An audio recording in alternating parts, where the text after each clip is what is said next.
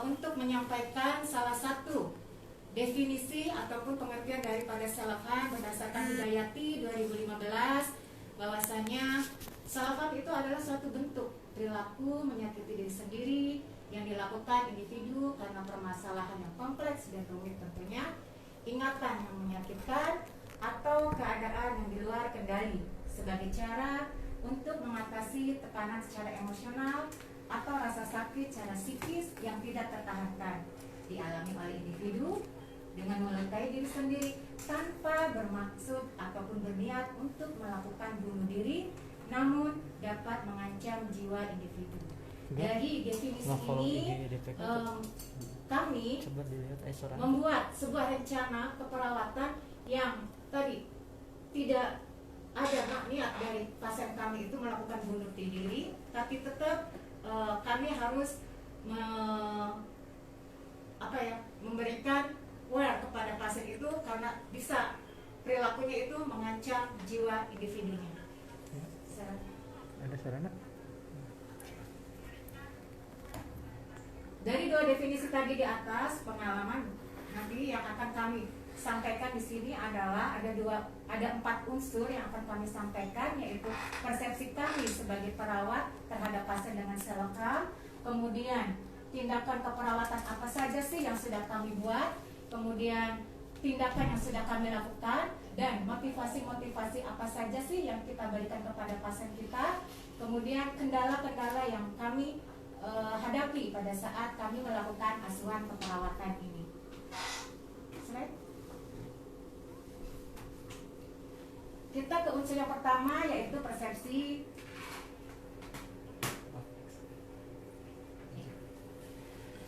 Sebagaimana kita tahu bahwasanya persepsi itu adalah kesan yang ditimbulkan oleh panca indera kita. Kemudian dari kesan ini nanti kita akan analisa, kita akan interpretasi, kemudian kita akan evaluasi, sehingga kami pada saat itu mendapatkan persepsi ini dari kegiatan yang kami lakukan berupa pengamatan kami, kemudian melakukan wawancara dengan orang-orang terdekat, dengan orang tua dalam hal ini, kemudian melakukan wawancara langsung kepada pasiennya, dan data yang kami dapatkan dari data transfer internal. Data transfer internal ini bisa kami dapatkan dari IGD, rawat jalan, ataupun ruang akut.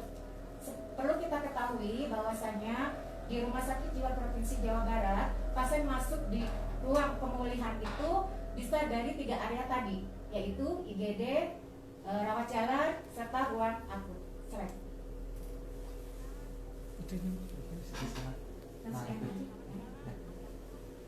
Oke, kita ke pengamatan. Hasil yang kami dapatkan pada saat itu, sebagian besar pasien yang kami rawat itu datang dengan berpenampilan rapi, memakai baju yang sopan, terlihat tampak tenang, cukup kooperatif. Maksud kooperatif di sini adalah pasiennya bisa bekerja sama dengan kami, kemudian pembicaraan juga masih relevan, masih nyambung, realistis. Tetapi untuk emosi, ada beberapa yang kami rawat itu ada yang emosinya stabil, ada juga yang labil. Untuk kontak mata bisa kami dapatkan sebagian besar pada saat mendapatkan pasien ini, kontak matanya mudah teralih. Meskipun tadi yang sudah kami sampaikan bahwasanya pasien yang berpenampilan rapi, tapi ada hal yang perlu kami garis bawahi di sini. Pasien mengalami perawatan diri yang kurang. Biasanya pasien-pasien yang kami rawat itu memang dalam kebersihan dirinya itu tidak bisa untuk melakukannya ya. Kita pernah temukan 1 minggu ada pasien kami yang memang tidak mandi sama sekali. Itu hasil data pengamatan kami. Kemudian kami melakukan wawancara, dalam hal ini adalah dengan orang tua, di mana orang tua menyampaikan banyaknya bahwa pasien kami itu ada perilaku menyakiti diri sendiri, dan pada saat itu yang mereka lakukan adalah dengan mencabuti rambut, kemudian suka membentur-benturkan kepala. Kemudian orang tuaku melaporkan bahwasannya ada percobaan bunuh diri, tapi laporan ini sebetulnya tidak langsung diketahui oleh orang tua, tapi biasanya ini disampaikan oleh mantan pacar ataupun orang-orang terdekat pasien kami. Kemudian orang tua pun melaporkan bahwasanya awalnya pasien kami itu berperilaku baik, kemudian rajin ibadah, tapi ketika dia menghadapi masalah yang kompleks tadi, ibadahnya menjadi tidak dilakukan ya, jadi ada kemunduran dalam melakukan ibadah, dan ini merupakan clue bagi kami nanti pada saat melakukan intervensi. Untuk data hasil data transfer internal sendiri, di sini kami sebagian besar pasien kami memang ada riwayat pernah sakit sebelumnya, tapi ada juga yang kami dapatkan satu orang yang memang 6 bulan ke belakang memang belum pernah mengalami ataupun belum pernah berobat. Kemudian ada laporan masalah putus asa pasien, emosi labil. Emosi labil ini ini kan oleh kadang-kadang pasien menangis gitu, ditandai dengan pasien-pasien tiba-tiba menangis, sehingga pada saat itu data dari transfer internal untuk diagnosa keperawatannya adalah risiko bunuh diri, itu yang kami terima dari rekan kami pada saat dirawat jalan ataupun di ruang akut.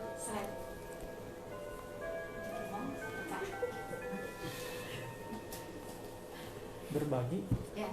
Sementara untuk hasil wawancara dengan pasiennya langsung, sebagian besar pasien kami itu tidak kurang minat ya, bisa dibilang kurang minat, selalu ingin beristirahat, tapi perkataan yang sering dibicarakan oleh pasien ini adalah mereka sering membicarakannya banyak masalah. Ketika kami gali masalah apa, dan masalahnya itu biasanya terdapat pada keluarga ataupun mantan pacar dan teman-teman dekatnya. Ada pula yang mengaku kepada kami, ada yang melukai tubuhnya, mengakui di sini biasanya dengan mencatat-catat tubuhnya. Kemudian sebagian besar mengaku pasien kami itu pernah dibully pada saat kecilnya.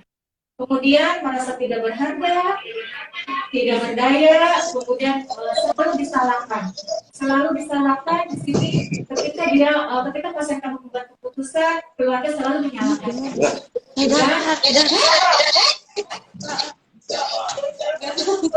Mengatasi di sini kebanyakan pasien kami itu dengan merokok, sehingga tak jarang pada saat melakukan wawancara pasien kami pun meminta izin untuk merokok, dan tentunya ini tidak diperbolehkan oleh kami. Dari data-data tersebut di sini kami mencoba menganalisa, menginterpretasikan masalah apa sih yang sebetulnya didapat. Dan untuk risiko bunuh diri sendiri, permasalahannya sudah kami terima dari rekan kami yang dari ruang akut ataupun dari IGD dan rawat jalan. Tentunya kami di sini melanjutkan intervensi dari risiko bunuh diri, tetapi pada perkembangannya kami mencoba menegakkan masalah yang dialami oleh pasien itu adalah risiko perilaku. Kenapa? Karena memang tadi bahwasanya pasien dengan salah paham itu tidak berniat untuk melakukan bunuh diri, tapi tetap itu mengancam bagi diri dia sendiri. Kita ke unsur yang kedua, yaitu unsur pengalaman intervensi, di mana intervensi kita ketahui bahwasanya intervensi itu adalah suatu rencana yang dibuat oleh perawat dalam membantu pasien untuk menyelesaikan masalahnya. Di Rumah Sakit Provinsi Jawa Barat sendiri, untuk intervensi kami sudah mempunyai strategi pelaksanaannya. Untuk risiko bunuh diri ada 4 strategi pelaksanaan. Kita lihat.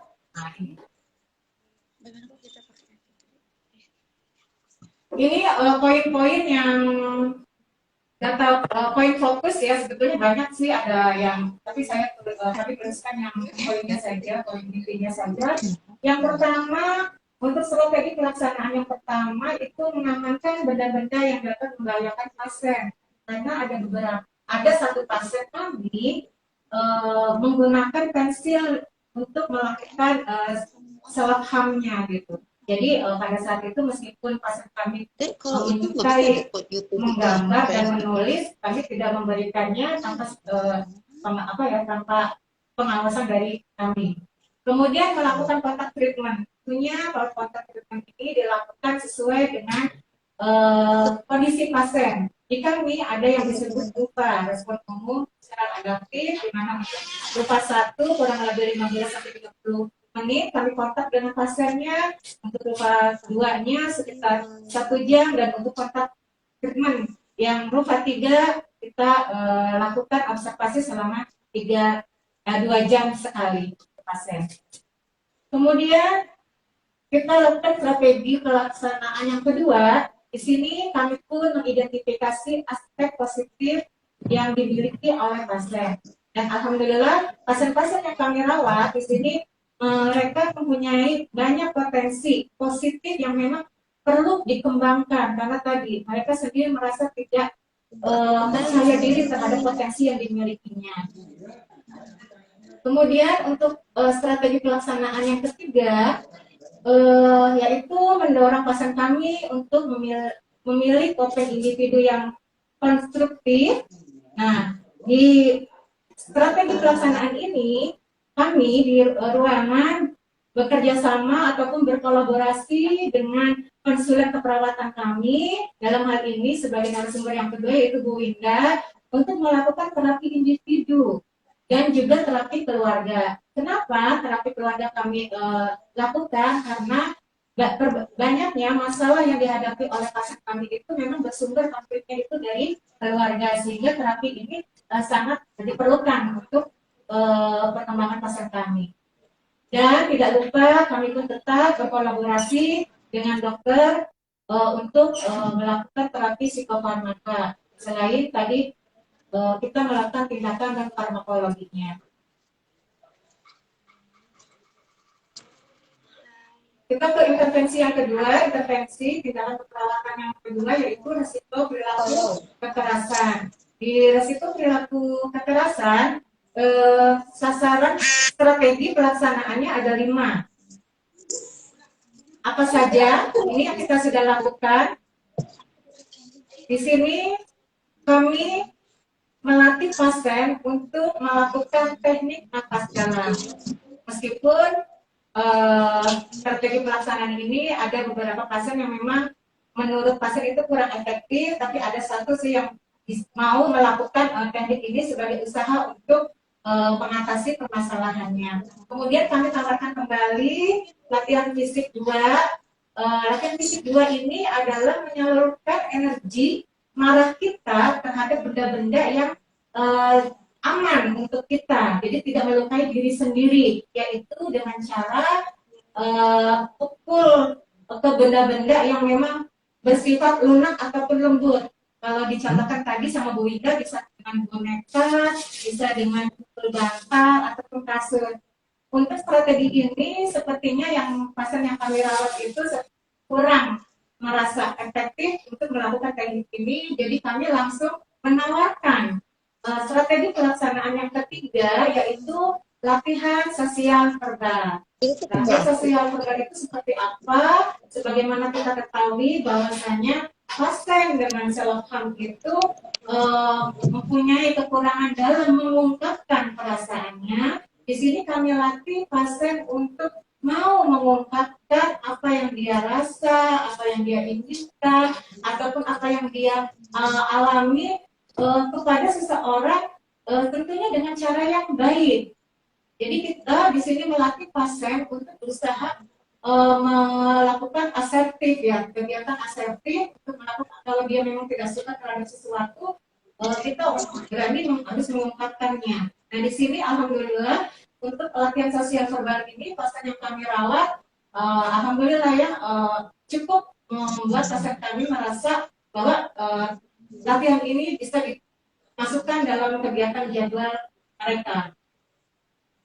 Selanjutnya strategi latihan strategi pelaksanaan yang keempat, ini latihan spiritual. Nah di sini fokusnya kami di ruangan sedang mengembangkan terapi psikoreligi sebagai terapi selain psikofarmakologi. Alhamdulillah dari pasien-pasien yang kami rawat, terapi psikologi ini sangat efektif untuk mereka lakukan. Kenapa?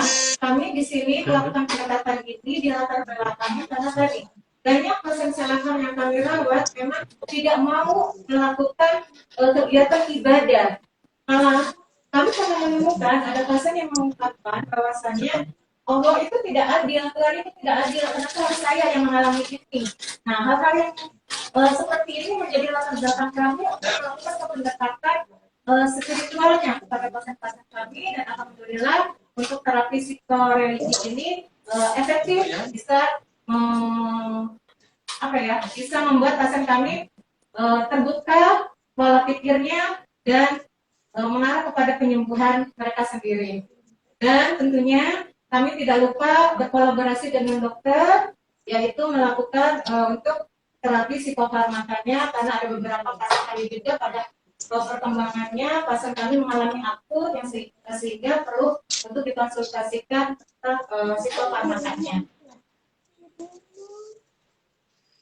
Tadi sudah kami ulas di sini pendekatan spiritual yang kami lakukan di sini adalah kami membuka pola pikir pasien kami tentang sehat sakit dia.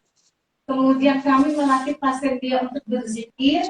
Zikir yang kami lakukan ini setiap hari, yaitu dengan membaca Asmaul Husna di pagi hari. Kemudian kami melakukan evaluasinya. Awalnya pasien kami menolak, tapi berjalannya waktu, lama-kelamaan pasien merasa bahwa tindakan ini cukup membuat dirinya menjadi tenang. Kemudian kami latih juga, kami buka bimbing pasien kami untuk melakukan sholat, karena tadi data yang kami dapatkan pasien kami itu jarang sekali melakukan ibadah.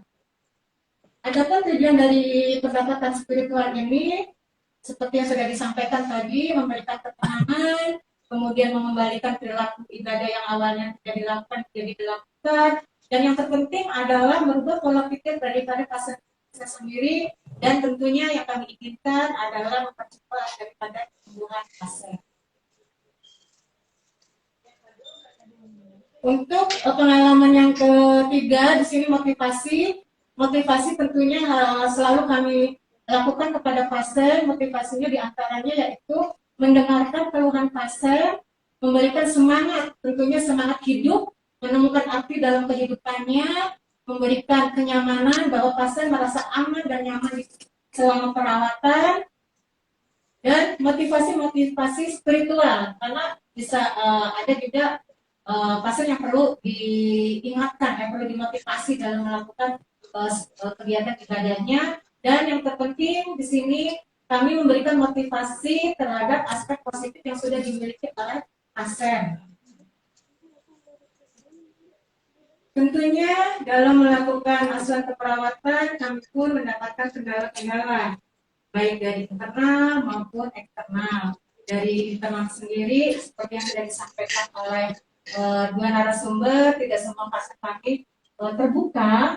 Ada kami menemukan pasien kami memang tidak mau mengungkapkan awalnya. Biasanya kami temukan itu pada pasien laki-laki ya, tapi dengan strategi pendekatan akhirnya mereka pun mau mengungkapkan apa yang dia rasakan.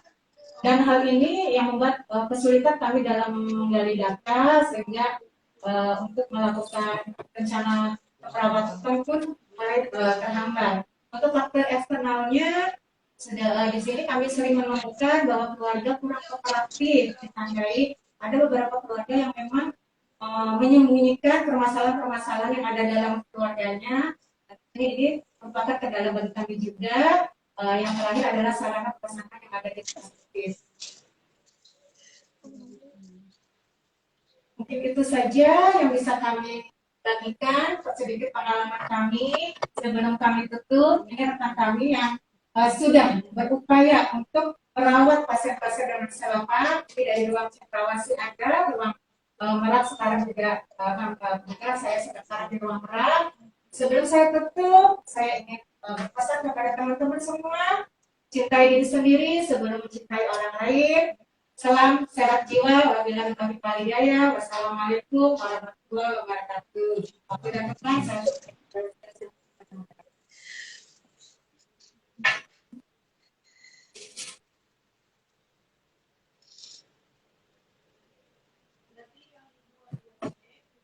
Ya, terima kasih kepada Zaiti ya atas paparannya yang juga luar biasa ya. Kita jadi mengetahui tentang bagaimana suatu perawatan yang dapat dilakukan pada pasien dengan perilaku self-harm ya. Dan ini adalah pengalaman nyata yang telah dilaksanakan oleh rekan kami pada pasien yang sudah menjalani rawat inap di Rumah Sakit Jiwa Provinsi Jawa Barat. Baiklah, sebelum kita memasuki acara diskusi, kita akan foto bersama dulu ya, karena dari pagi kita belum foto-foto nih.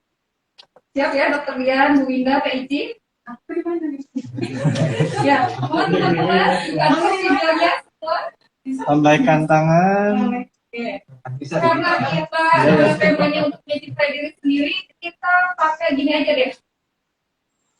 Ya, oke semua. Sudah siap? Kita mulai dari slide pertama. 1, 2, 3. Oke, kita lanjutkan pada slide kedua. Teman-teman, oke. Yang belum, ayo bergabung. 1, 2, 3. Masih dilanjut. Pada slide ketiga. Yang belum dibuka videonya, ayo dibuka dulu. Oke. Ada kayaknya itu sudah habis yang kamera. Cukup ya, semua sudah di foto. Baik, kita masuk pada acara diskusi yang tentunya sudah sangat dinantikan ya oleh seluruh partisipan.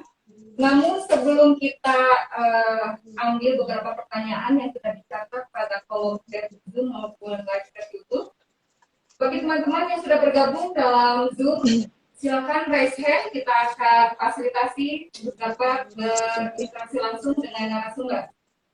Kita akan beri kesempatan kepada 2 orang partisipan terlebih dahulu. Ada yang sudah raise hand?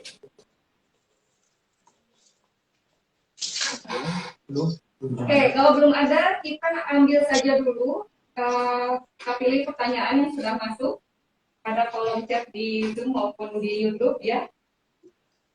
Pertanyaan yang pertama, ini disampaikan dari Wanda Adelia, ya ini diambil dari YouTube.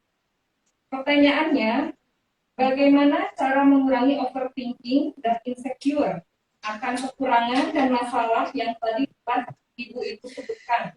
Karena kedua hal itu sangat sulit untuk dihilangkan. Ya kayaknya ini masalah-masalah yang sering dihadapi ya sama remaja sekarang. Sering saya dengar nih istilah insecure. Ya, maka boleh dari Dokter Dian untuk menanggapi terlebih dahulu.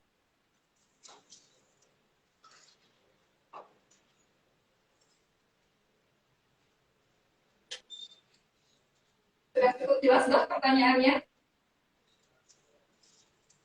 Belum ada suaranya. Ada suaranya ya? Suaranya. Monitor Dokter Dian? Harus dalam posisi Sudah ya? Oke, sudah jelas dok. Pertanyaannya perlu diulang atau sudah jelas dok? Insya Allah sudah jelas. Oke, siap, enggak dok? Jadi overthinking sama insecure itu 2 hal yang sangat tidak bikin kita nyaman. Gitu, karena biasanya pada overthinking itu memang kita sedang mengalami suatu kecemasan atau misalnya suatu gangguan depresi atau apa segala macam. Tapi yang untuk awal-awalnya sih biasanya kan ada masalah yang belum terselesaikan. Nah, kalau misalnya kita memang sudah lelah dengan overthinking, dan kita mau overthinking dulu deh. Kita bisa mencoba dengan cara mengalihkan aja dulu. Jadi itu yang cara tercepat. Kita mengalihkan misalnya pada saat kita banyak berpikir A, B, C atau segala macam, kita alihkan kegiatan yang mungkin kita sukai. Kalau misalnya di rumah mungkin ada yang suka masak, silakan lakukan, gitu kan? Atau misalnya kita senangnya nonton drakor atau apa gitu, lakukan aja dulu. Itu untuk yang namanya pengalihan yang lebih cepat kan. Nah, untuk selanjutnya, kalau misalnya kita sudah melakukan itu tapi masih overthinking, kita bicara sama orang. Nah, masa pandemi kayak gini, kita harus jaga jarak juga kan. Kemudian kita bisa mungkin curhat kepada orang yang dipercayai gitu. Atau misalnya kita terus-terusan overthinking sampai mengganggu kualitas tidur, kualitas makan, itu saatnya kita bicara dengan ahlinya. Jangan takut bicara sama ahlinya, jangan takut di stigma, wah sama ahlinya misalnya, saya jadi gangguan jiwa dong. Enggak kayak gitu juga. Gitu. Jadi pada saat kita bicara, itu kita bisa ventilasi apa yang sebenarnya ada di pikiran kita. Kenapa? Misalnya kita insecure dengan apa, itu bisa kita bicarakan, dan insya Allah kalau misalnya dengan para ahli, mudah-mudahan kita bisa dapat solusinya gitu kan. Jadi tahapan-tahapan itu seperti itu ya. Misalnya kita alihkan dengan kegiatan, kalau kita ngobrol dengan orang yang kita percaya, kalau masih belum bisa membantu juga, kita bisa ngobrol dengan provinsi Jakarta. mungkin itu aja kita. Oke, terima kasih dok. Sangat jelas sekali. Tapi Bapak ada tambahan dari ini. Ya, terima kasih dokter dia sudah Jadi di sana jelas. di- Tapi barangkali ada tambahan dari kita, mana Bunda?